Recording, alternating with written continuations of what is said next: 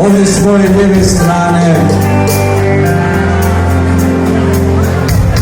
moj bivši prijatelj koji svira ovdje. Do nedavno smo živjeli zajedno, ali troškovi života su nas rastavili i tako da. A ima i dosta neprilika sa zakonom. Dražega, pošto je dužan po našoj maloj državi, odlučio je prvi da ne plaća Amerike, struju, vodu, on ništa ne plaća, tako da. Najveći hrvatski basista, dame i gospodo, zove se Dubravko Dudo Boris!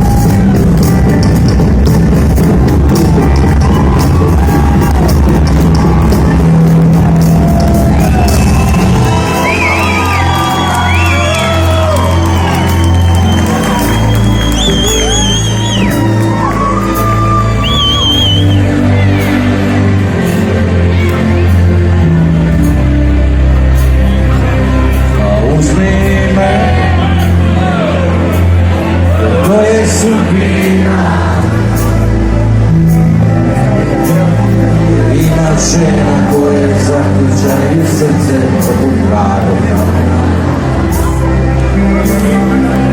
A uzmi me, to je sudbina, jer ima žena koje zaključaju srce od upravo.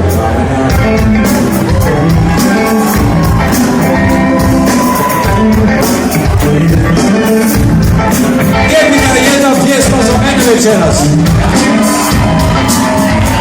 Pošto sam sebičan čovjek da ja malo nešto naručim, da tako. Pjesma se zove S vremena na vrijeme.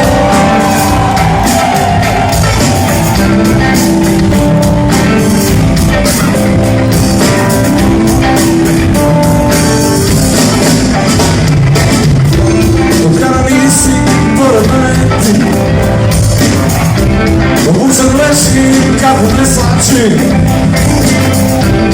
jer previše dana iza nas koje ne mogu izbrisati. Što je više sviđa,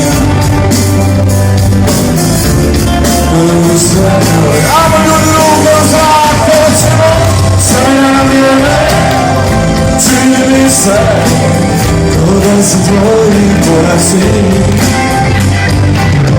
Sve na vrijeme, pa se sjetim, ja nisam tvoj, ne postoji.